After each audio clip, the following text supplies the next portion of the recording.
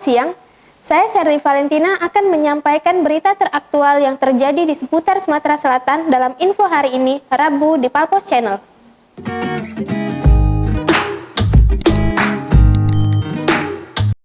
Berpura-pura mendapatkan giveaway dari salah satu vendor di media sosial Instagram, seorang cewek berhijab mengaku mahasiswi menguras uang sebanyak 14 juta rupiah melalui mesin EDC.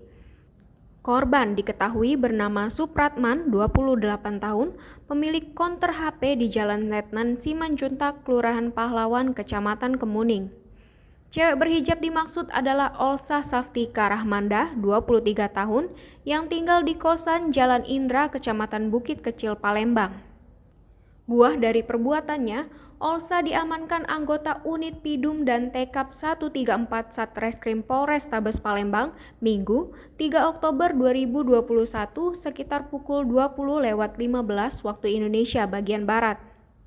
Kepada awak media, Olsa mengaku kejadian berawal Sabtu 2 Oktober 2021 sekitar pukul 16.15 waktu Indonesia bagian Barat, ketika ia mendapat hadiah giveaway dari vendor di medsos Instagram. Kemudian, ia meminjam mesin EDC di counter HP di Jalan Letnan Simanjuntak, Kelurahan Pahlawan, Kecamatan Kemuning. Kasat Reskrim Polrestabes Palembang Kompol Tri Wahyudi mengatakan, saat diamankan pelaku mengaku seorang mahasiswi dan juga merupakan korban penipuan di medsos. Tri menegaskan, terkait pengakuan pelaku pihaknya akan menyelidiki lebih lanjut. Karena ini modus baru dan terbilang cukup canggih, sehingga tidak menutup kemungkinan pelaku memiliki jaringan atau sindikat membobol mesin EDC. Ditambahkan Tri, saat menjalankan aksinya, pelaku terekam kamera CCTV, sehingga saat korban menyadari saldo di rekeningnya berkurang, langsung melapor ke pihak kepolisian. Nizon Bule melaporkan dari Mapolrestabes Palembang.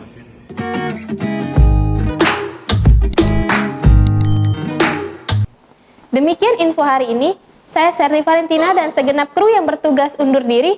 Selamat siang dan terima kasih.